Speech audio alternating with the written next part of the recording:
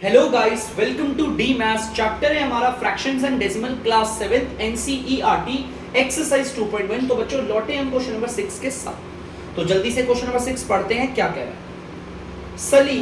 Salil wants to put a picture in a frame. Salil के पास ना एक पिक्चर है और वो उस पिक्चर को फ्रेम में लगाना चाहता है। ठीक है, सलील क्या करना चाहता है? पिक्चर को फ्रेम में लगाना चाहता है। द पिक्चर इज इतना सेंटीमीटर वाइड। पिक्चर का चौड़ापन दे रखा है बच्चों। पिक्चर कितनी हमारी वाइड है? इतनी। पिक्चर की हमें विड्थ दे रखी है। विड्थ का मतलब क्या होता है समझा भी देता हूं, रुको। पिक्चर का चौड़ापन दे रखा है, हमारी पिक्चर का चौड़ापन ये रहा। इसको ना मैं थोड़ा सॉल्व करके लिखता हूं। 5 को 7 से करेंगे, इसे कहते हैं मिक्स्ड फ्रैक्शन। 5 को 7 से करेंगे मल्टीप्लाई तो आएगा 35 और उसे 3 से ऐड कर देंगे। 5 को 7 से मल्टीप्लाई किया 35 और 35 में 3 ऐड किया तो कितना हो गया? 38। और नीचे वही dr रहता है जो है 5 सेंटीमीटर। यहां पर कहने का मतलब है सलील के पास एक पिक्चर पड़ी है बच्चों। ठीक है, पिक्चर पड़ी है और उसका चौड़ापन है आपका इतना।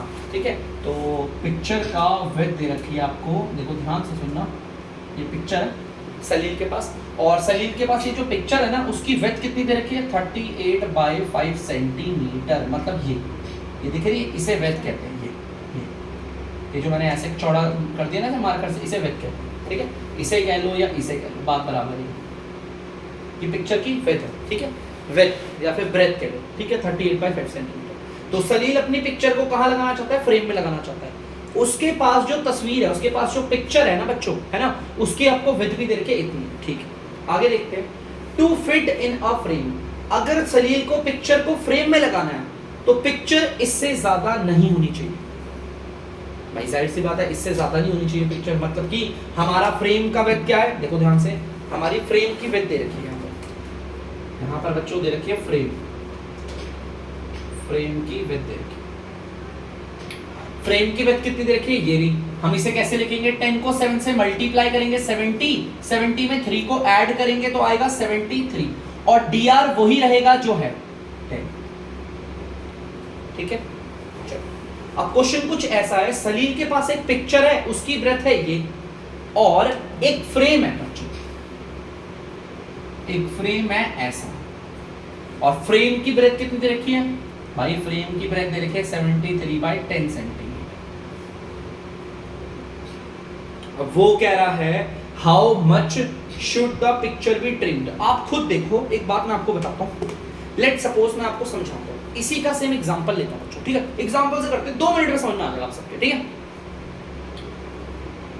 ये मेरे पास फ्रेम पिक्चर है, ये मेरी पिक्चर माने की तस्वीर। ठीक है, इसकी ब्रेथ देखना, ये विड्थ को ब्रेथ भी कहते हैं। इसकी विड्थ देखना कितनी है? 18 सेंटीमीटर। ठीक है, इसकी विड्थ है यहां से लेकर यहां तक 18, चाहे आप इसे विड्थ कह लो या इसे कह लो, 18 सेंटीमीटर। ठीक है, चलिए अब एक तरफ है मेरा फ्रेम, ये है मेरा फ्रेम, और फ्रेम की विड्थ कितनी है? फ्रेम की विड्थ है 10 सेंटीमीटर। ठीक है, अब जाहिर सी बात है फ्रेम को पिक्चर में नहीं, पिक्चर को फ्रेम के अंदर लगाते हो, है ना। अब एक बात बताओ, इतनी बड़ी पिक्चर क्या मेरे फ्रेम में लग सकती है? बिल्कुल भी नहीं। भाई पिक्चर की विड्थ देखो 18 ज्यादा है और ये तो 10 है। इसका मतलब अगर मुझे इस तस्वीर को इस फ्रेम में फिट करना है तो ये 18 सेंटीमीटर नहीं, थोड़ी सी पिक्चर को काटना पड़ेगा, है ना। आपको पता है मुझे क्या करना पड़ेगा? पिक्चर को काटना पड़ेगा, ट्रिम करना पड़ेगा, है ना। और बताओ पिक्चर को कितना ट्रिम करूंगा? अगर ये 10 है तो मुझे इसे भी 10 में लेकर आना पड़ेगा, तो इसमें से कितना हटा दूंगा? 8 हटा दूंगा। तो वैसे ही सेम ये भी क्वेश्चन है। हमारी पिक्चर का हमारी विड्थ इतनी है और फ्रेम का देखो सिर्फ इतना सा, तो जाहिर सी बात है पिक्चर का हमारा विड्थ ज्यादा है। वो कह रहा है बताओ कितना काटना पड़ेगा? आपको निकालना कैसे? सिंपल सा, भाई पिक्चर में से, पिक्चर की विड्थ में से अगर मैं इसकी विड्थ माइनस कर दूं तो पता चल जाएगा कितना काटना है? 8 सेंटीमीटर। यही काटना है ना, 8 सेंटीमीटर। कैसे निकाला? पिक्चर की जो विड्थ है उसमें से फ्रेम की विड्थ को माइनस कर लेना, पता चल जाएगा कितना काटना पड़ेगा। यहां पर भी सेम ऐसा ही क्वेश्चन है, सेम ऐसा ही क्वेश्चन है बच्चों। देखो ये रहा हमारी सलील की पिक्चर, ये मैं लिख देता हूं, ये पिक्चर है, ये है पिक्चर, और ये है सलील का फ्रेम, ये है फ्रेम। अब भाई पिक्चर की विड्थ ज्यादा है और उसे कट करना पड़ेगा ना, तो वो कह रहा है how much should the picture be trim. इस पिक्चर को कितना काटना है? तो उसके लिए बच्चों हम क्या करेंगे? ध्यान से सुनना, हमें करना क्या है, हम इसमें से, हम ये जो पिक्चर की विड्थ है इसमें से हम माइनस कर देंगे आपका फ्रेम की विड्थ। हमने इससे पिछले वाले केस में भी यही करा था ना, पिक्चर की विड्थ में से फ्रेम की विड्थ माइनस करेंगे तो पता चल जाएगा कितना काटना। ठीक है, क्लियर है पक्का? देखो ऐसी तो था, ये थी हमारी पिक्चर, ये था हमारा फ्रेम। पिक्चर थी 18 और ये थी 10। अब हमें जानना है कि पिक्चर को कितना काटें, तो हमने क्या करा, पिक्चर की ब्रेथ में से हमारी फ्रेम की ब्रेथ माइनस करा, तो आंसर आया 8। हमें पता चल गया सर 8 सेंटीमीटर कटेगा। सेम यहां पर भी ऐसी है, पिक्चर की ब्रेथ है ये, देखो ये पिक्चर की ब्रेथ में से फ्रेम की ब्रेथ को हटा दो। ठीक है, तो इस तरीके से हम पता कर सकते हैं। तो चलिए इन्हें माइनस करते हैं। आपको पता है माइनस तो ये हो नहीं सकते क्योंकि इनके डीआर जो है वो सेम नहीं है, और डीआर सेम करने के लिए हम नीचे वालों का एलसीएम लेंगे। नीचे वालों का एलसीएम 5 और 10 का। अब इस दोनों में सबसे छोटा नंबर कौन सा है? 5, तो 5 को ले लिया बाहर। 5 के टेबल में 5 आता है 1 बारी पे, कॉमा 5 के टेबल में 10 आता है 2 बारी पे। 1 का मतलब ये तो खत्म हो गया, अब 2 बचा, ये तो एज इट इज उतर जाता है। 2 के टेबल में 2 कितनी बारी पे आता है? 1 बारी पे आता है। ठीक है, तो मतलब खत्म हो गया नंबर। और इन दोनों को करेंगे मल्टीप्लाई, तो इन दोनों को मल्टीप्लाई करके आ जाएगा 10। यहाँ पर भी 10 आ गया और यहाँ पर भी 10 आ गया, बीच में माइनस है, माइनस वाला। ठीक है, अब बड़ा ध्यान से सुनना आसानी से। 5 के टेबल में 10 कितनी बारी में आता है? 2 बारी पे आता है। इस 2 को ऊपर वाले 8 से करेंगे मल्टीप्लाई, तो आ जाएगा 76। ठीक है, आगे देखते हैं।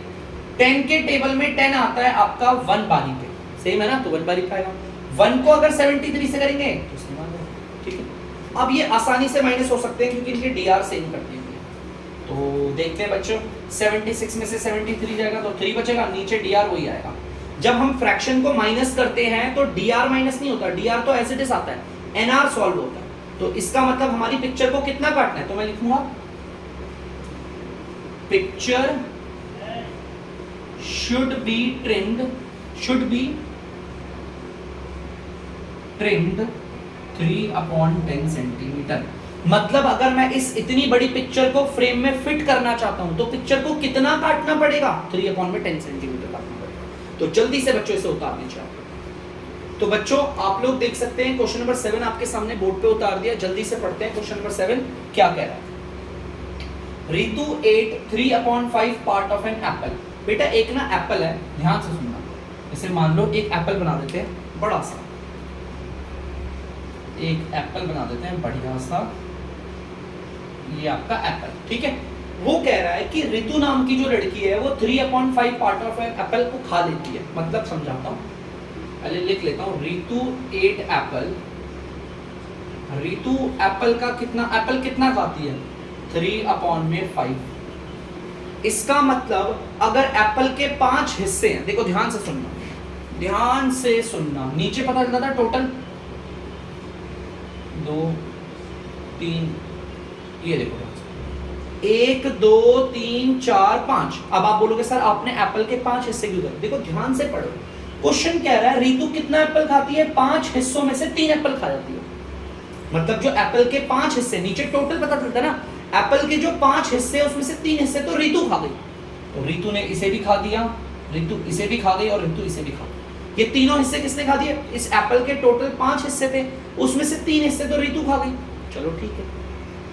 And the remaining Apple was eaten by her brother Somu. और जो बचे हुए, रिमेनिंग का मतलब जो बचे हुए एप्पल का पार्ट था वो सोमू खा गया। ठीक है भाई, सबसे पहले बोला बताओ सोमू ने एप्पल का कितना पार्ट खाया? तो भाई बता देते हैं सोमू का। Somu eight Apple. सोमू ने कितना एप्पल खाया होगा भाई? 5, इसमें टोटल 5 हिस्से थे, उसमें से सोमू ने कितने खाए होंगे? सोमू ने ये बाकी के 2 खाए, 2/5। ठीक है, बड़ा सिंपल है ना। यहां पर से मुझे पता चला रितु ने एप्पल कितना खाया? 3/5। मतलब एप्पल के टोटल 5 पीसेस थे, उसमें से जो रितु थी वो 3 खा गई, और बाकी बचे हुए पार्ट किसने खाए? हमारे सोमू ने खाए। तो सोमू ने बचे हुए 2 पार्ट थे, तो 2/5। मतलब टोटल 5 हिस्से थे जिसमें से 2 हिस्से किसने खाए? सोमू ने। चलो ये वाला तो पता चल गया भाई कितना हिस्सा सोमू ने खाया। Who had the larger share? बताओ किसका शेयर सबसे ज्यादा लार्जर है? तो रितु का है। Ritu share, Ritu had larger share, और रितु का शेयर बड़ा था, है ना। रितु ने 3/5 खाया, 5 हिस्से में से 3 हिस्से रितु ने खाए, तो रितु का शेयर ज्यादा बड़ा है। एक और सवाल, बाय हाउ मच? रितु का शेयर ज्यादा है, कितना ज्यादा है? देखो ध्यान से देखो, यहाँ पर है 3/5 ऋतु और यहाँ पर है आपका सोमू आपका 2/5। हमें पता है कौन बड़ा है 3/5, कितना बड़ा है 1/5 बड़ा है। समझ ना मेरी बात? अगर यहाँ से समझ में नहीं आया तो एक काम करते हैं, 2-3 एग्जांपल लेते हैं। मान लो ऋतु का शेयर है 15/10 और सोमू का शेयर है 15/4। आपको सबको पता चल रहा है भाई 15/4 नहीं करते भाई, 15/5 कर देते हैं, ठीक है। या फिर एक काम करते हैं, इसे 11 कर देते हैं, आसान करने के लिए इसे 4 कर देते हैं। ऋतु का शेयर ये रहा, सोमू का शेयर ये रहा, मतलब टोटल 15 हिस्से थे सेब के, जिसमें से 11 हिस्से ऋतु खा गई और बाकी के बचे हुए 4 सोमू खा गए। मैं आपसे सवाल पूछता हूं, ऋतु और सोमू में से किसका शेयर बड़ा है? आप बोलोगे ऋतु का। अब ऋतु का शेयर कितना बड़ा है भाई? 11 में से 4 कितना बड़ा है, माइनस कर लो, 7/15, इतना ज्यादा बड़ा है। ऐसे नहीं। सेम यहां पर भी देखो क्या है, उसने बोला है कि ऋतु का शेयर बड़ा है, लेकिन कितना, एंड बाय कितना शेयर बड़ा उसका, 1/5 शेयर बड़ा है। माइनस कर लो, 3/5 में से 2/5 माइनस आराम से हो जाएगा, क्योंकि इनके डीआर सेम है ना। देखो ध्यान से बच्चों, 3/5 में से 2/5 हम आराम से माइनस कर सकते हैं, क्योंकि इनके नीचे वाला सेम है, तो आंसर आ जाएगा 3 में से 2 गया 1 और नीचे 5। इसका मतलब ऋतु का शेयर बड़ा है, और कितना बड़ा शेयर, 1/5 बड़ा है, ठीक है। तो यहाँ पर क्वेश्चन खत्म हो गया, जल्दी से कर लीजिए। तो बच्चों आप लोग देख सकते हैं क्वेश्चन नंबर 8 क्या कह रहा है, जल्दी से बताता हूँ। Michael finished colouring a picture in 7/12 hour. बेटा एक तस्वीर है, माइकल नाम का लड़का क्या कर रहा है, उस पर रंग भर रहा है। कलरिंग अ पिक्चर का मतलब तस्वीर में रंग भरना, ठीक है भाई। माइकल कितना टाइम लेगा, देखो माइकल यहां पर लिखा हुआ है, Michael finished colouring a picture. एक तस्वीर में रंग भरने में माइकल टाइम लेता है आपका 7/12 आवर। इतने घंटे लेता है माइकल इतने घंटे लेता है। एक तस्वीर है, उसमें रंग भरना है ना, तो माइकल 7/12 आवर में भर देता। सर ये कितना होता है, देखो मुझे भी नहीं पता, 7/12 कितना कॉम्प्लिकेटेड लग रहा है ना। अब वैभव आया, Vaibhav finished colouring the same picture in 3.4 hour. Vaibhav ने भी उसी सेम पिक्चर को, वैसी सेम पिक्चर वैभव के पास थी, उसने भी उसमें रंग भरा, और उसे रंग भरने पर कितना टाइम लगा, 3/4 आवर। मतलब सेम पिक्चर थी, जब माइकल ने रंग भरा तो इतना टाइम लगा 7/12 आवर, जब वैभव ने कलर किया उस पिक्चर को तो इतना टाइम लगा 3/4 आवर। अब यहां पर बोला है हु वर्कड लॉन्गर, सबसे ज्यादा टाइम किसने लिया, माइकल ने लिया या वैभव ने? हमें पता ही नहीं है। पता तो तब होता ना जब मुझे इजीली पता। देखो एक तरफ मेरे पास ये है 7/12 और एक तरफ है मेरे पास 3/4। मैं कैसे बताऊं बड़ा कौन है छोटा कौन है? ये बताना तब आसान होगा जब इनके डीआर सेम हो जाएंगे, है ना। डिसाइड करना कि इन दोनों में से कौन सा बड़ा है कौन सा छोटा है, यही तो पता करना है ना हमें, बड़ा कौन सा है, किसने ज्यादा टाइम लिया किसने कम टाइम लिया। उसके लिए मुझे इनके डीआर सेम करने पड़ेंगे, फिर बता दूंगा मैं। और इनके डीआर को सेम करने के लिए हम लेंगे एलसीएम नीचे वालों का, 12 का और 4 का। आप सबको पता है छोटा नंबर 4 है तो 4 ले लिया। 4 के टेबल में 12 आता है 3 बारी पे, 4 के टेबल में 4 आता है 1 बारी पे। 1 का मतलब ये समझ लो खत्म, ठीक है। अब यहाँ पर 3 ले लिया, 3 के टेबल में 3 आता है 1 बारी पे, ये तो ऐसे भी चलता रहता है। इन दोनों को करेंगे मल्टीप्लाई, 4 और 3 को मल्टीप्लाई करेंगे आएगा 12, तो इसका एलसीएम भी 12 आ गया और यहाँ पर भी 12 आ गया, ठीक है। अब देखो अच्छे 12 के टेबल में 12 सेम है तो 1 बारी पे आएगा। इस 1 को ऊपर वाले 7 से मल्टीप्लाई करेंगे तो बच्चों आ जाएगा आपका 7, ठीक है। चलो आगे देखते हैं। 4 के टेबल में 12 कितनी बारी पे आता है, 3 बारी पे आता है, ठीक है। तो 3 को ऊपर वाले 3 से मल्टीप्लाई करेंगे तो 9 आ जाएगा। देखो कितना सिंपल हो गया हमारा पास, कितना ज्यादा सिंपल है। देखो ध्यान से, मेरे पास 7/12 है और 9/12 है, तो बताओ ज्यादा टाइम कौन ले रहा है, बड़ा कौन है भाई? ज्यादा टाइम तो इसने लिया 9/12 में, इसकी तरफ मुंह खोल दिया, मतलब 3/4 ज्यादा टाइम ले रहा है।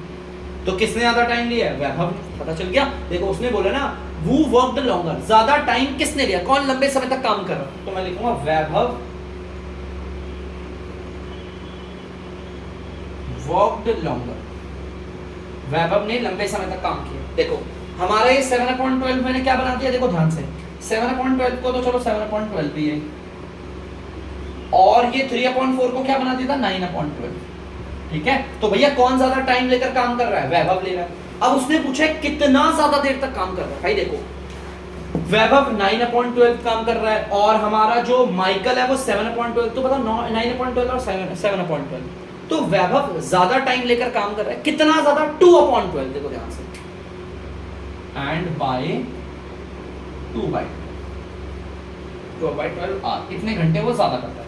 देखो 2/12 ज्यादा कर रहा है ना, माइनस करके चेक कर सकते हो कितने घंटे ज्यादा कर रहा है।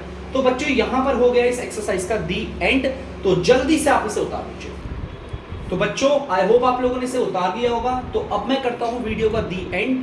मिलते हैं बच्चों अगली वीडियो में अगली एक्सरसाइज के साथ। चलिए तब तक के लिए मैं आप लोगों से अलविदा लेता हूं।